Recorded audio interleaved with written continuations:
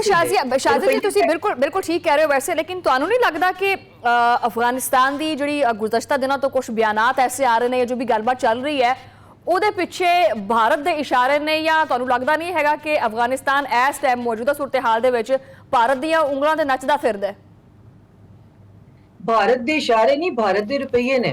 अच्छा, वो जिन्ने भी ने उन्होंने यह सोचना पवेगा कि यह पैसे पहली दफा नहीं असी लै रहे। सानू बड़ी उम्मीद सी है जिहड़ी तालिबान 2.0 वे कि शायद अपने लोगों वास्ते कुछ काम करन। असां इन्हां वास्ते बड़ी लॉबिंग भी कीती, असां जाके चाइना नू आख्या इत्थे इन्वेस्टमेंट करो।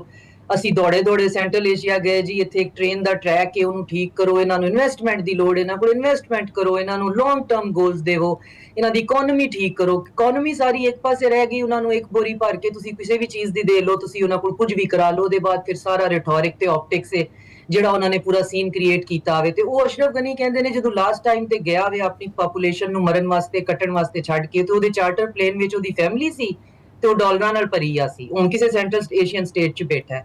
ਸਾਡੇ ਵਾਸਤੇ ਪ੍ਰੋਬਲਮ ਹੈ ਵੇ ਕਿ ਸਾਨੂੰ ਇਹ ਡਿਸਾਈਡ ਨਹੀਂ ਅਸੀਂ ਕਿ ਅਸਾਂ ਇੱਕ ਹਾਰਡ ਸਟੇਟ ਬਣਨਾ ਹੈ ਜਾਂ ਅਸਾਂ ਹਲੀ ਵੀ ਇਹਨਾਂ ਵਾਸਤੇ ਸੌਫਟ ਕਾਰਨਰ ਰੱਖਣਾ ਹੈ। ਅਸੀਂ ਇੱਕ ਦੇ ਉੱਤੇ ਬੰਦ करना है या पर्ची रादारी दा। लेकिन पाकिस्तान खान जिन्ना मर्जी इन्हां दे नाल जाना अगर हार्ड भी हो जाए, लेकिन पाकिस्तान हमेशा इन्हां वास्ते एक छोटा जिहा कुशन लाजमी रखदा है। बिल्कुल यही मैं पॉइंट जेड़ा तुसी बिल्कुल सही इशारा कीता है, ते यही साडा सब तो बड़ा साडा कसूर भी है। असी वो कुशन रखने वो कहंदे ने जी ये कुशन नहीं, असी इन्हां दी स्ट्रेटेजिक डेप्थ आ ते इन्हां दा लालच है इहदे विच कुछ मिन्नी पहाड़ां च साडा की वास्ते हमेशा तो लायबिलिटी दहशतगर्दी दा। देखो हुण तालिबान जेड़े इंटरम गवर्नमेंट है, एक इंटरम गवर्नमेंट है, इन्हें इंक्लूसिव ऑल इंक्लूसिव बनना सी, पता नहीं कदों बनना वे, 4 साल ते हो गए ने।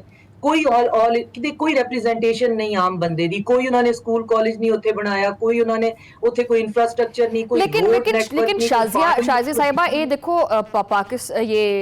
अफगानिस्तान जड़ा है मसा दा निकलिया है उथों उस चुंगल दे विचों, ते हुण ये दोबारा जिस तरह दी पॉलिसियां दे उत्ते चलदा पिया है, ये अफगानिस्तान नूं दोबारा नेरियां विच धकेलन दे मुतरादिफ नहीं हैगी ये चीज़?